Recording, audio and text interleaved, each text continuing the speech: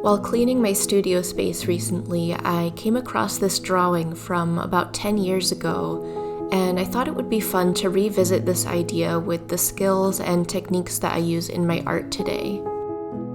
It's one of the first drawings where I explored some more surreal subject matter, so I thought it would fit in well with my recent work.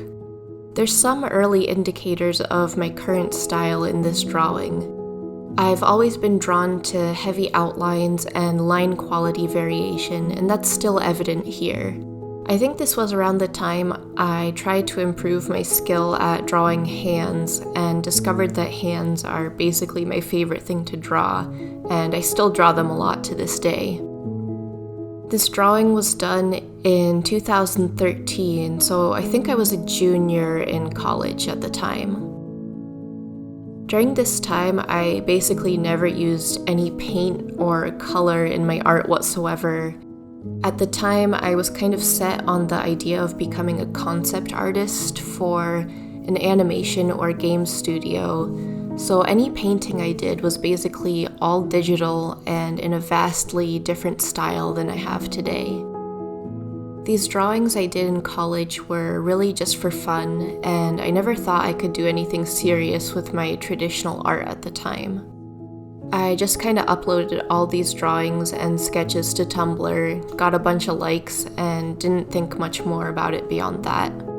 Now, of course, I've discovered my love of watercolor and traditional media, and I almost never paint digitally anymore. I started the painting first with a mix of crimson and orange to build up some shadows, and I basically stuck with just this color for a while.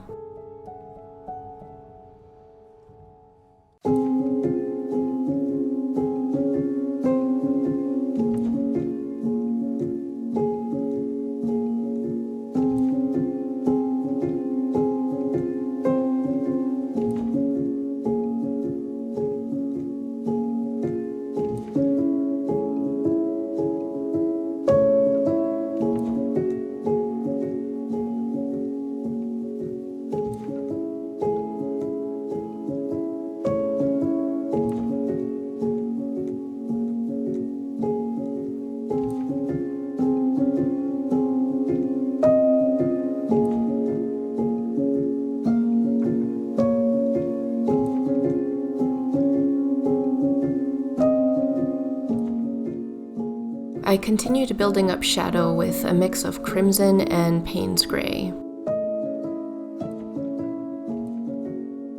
I added some bright blue to the shadows on the left. I think it adds a nice depth to use a contrasting color as reflected light. It'd look a bit boring if everything was just shaded with that orangey red mix. I finished up the base of the hand by going back in with the oranges to add saturation to the fingertips. I love making the fingertips extra bright and saturated even if it's not realistic. I think it just makes a nice focal point.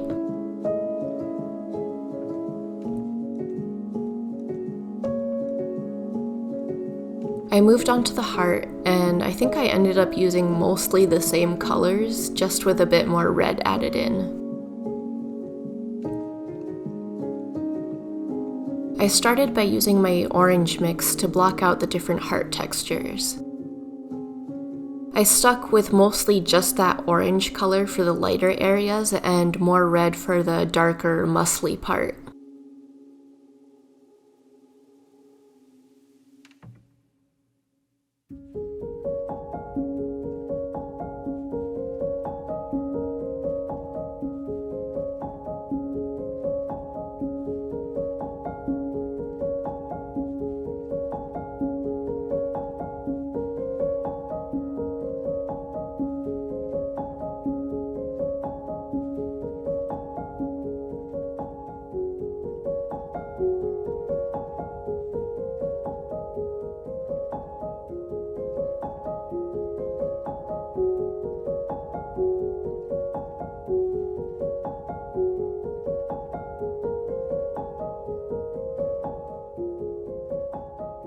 I built up shadows with the purple mix that I had used for the hand earlier. It's only now that I'm recording this voiceover that I've noticed the hand and the heart have different light sources, and I should have done the shadow on the other side of the heart to match the hand. But if it took me this long to notice, hopefully that means it doesn't look too weird.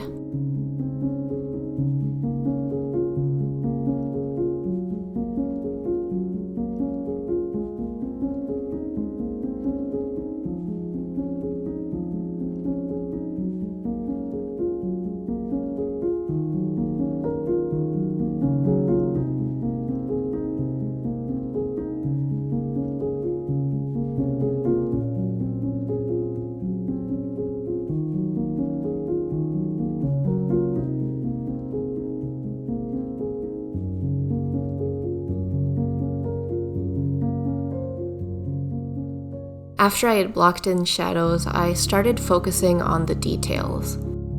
I added some slight outlining to the heart and began painting the strings wrapping around.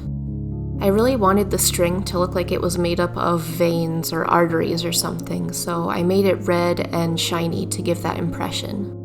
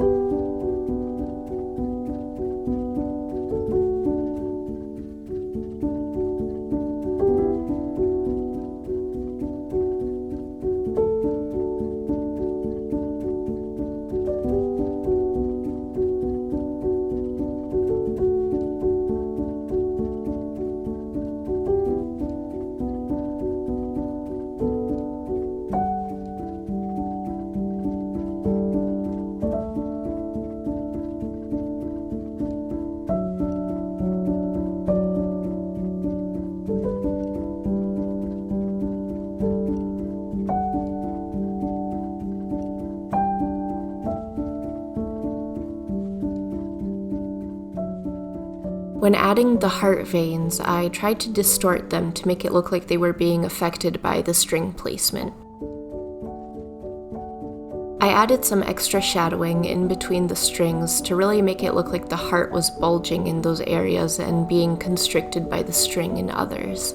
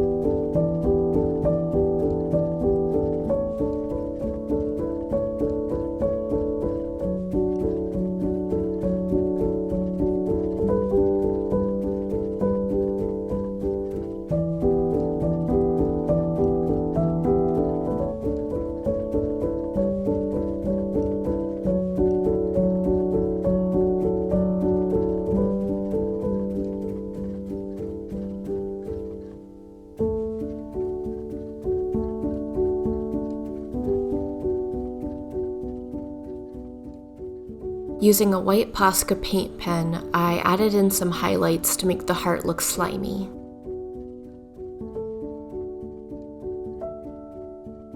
Using one of my smaller brushes, I went back to add detailing to the hand. I used a darker red to outline the hand and add some slight lines, folds, and wrinkles.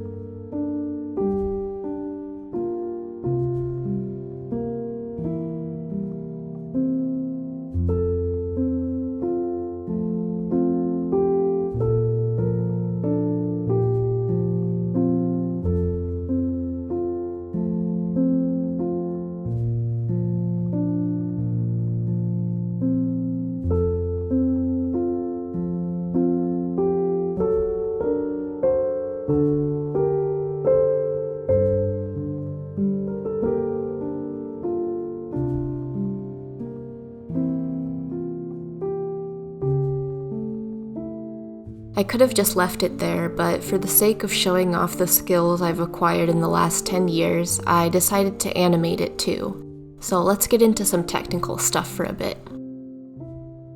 I cut out the background in Photoshop and made the heart and the string be on their own layers.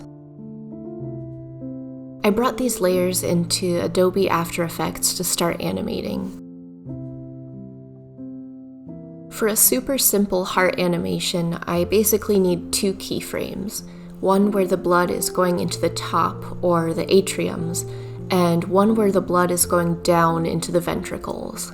I know from doing previous heart animations that going from position 1 to 2 is about 9 keyframes, and that's on a 30 frames per second basis, and to go from 2 back to 1 is about 21 frames.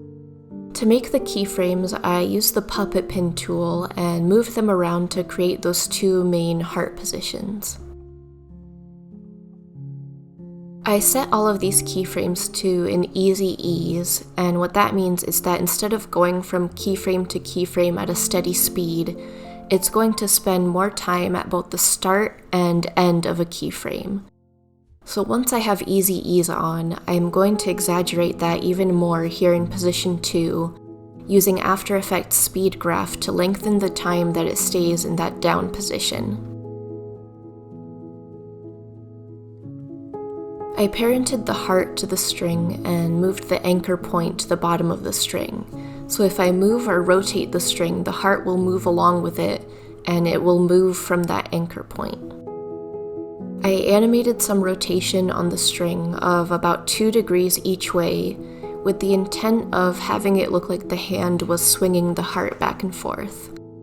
While working on it, I realized that the way I had timed it kind of looked like the beating of the heart was driving the movement of the string. I really liked how that looked, so I left it as is and didn't really do anything beyond that. Something was still off about the animation, and I realized I forgot to offset the keyframes on the heart. I took the keyframes for the pins near the top and moved them forward 3 frames so that they animate slightly ahead of the lower ones. It's a slight difference, but I think it makes it look more natural. I also added an extra pin at the top because I felt like the top of the heart was moving a bit too much with the other pins. At the end, I moved my signature so it didn't get in the way of the animation. I rendered it out, and here's what the final animation looks like. And here are the 2 images side by side, so you can see the difference that 10 years has made in my art. Let me know in the comments which version you like better, and if there's any of my other older drawings you'd like to see me revisit. If you liked the video, be sure to like and subscribe, and thank you so much for watching.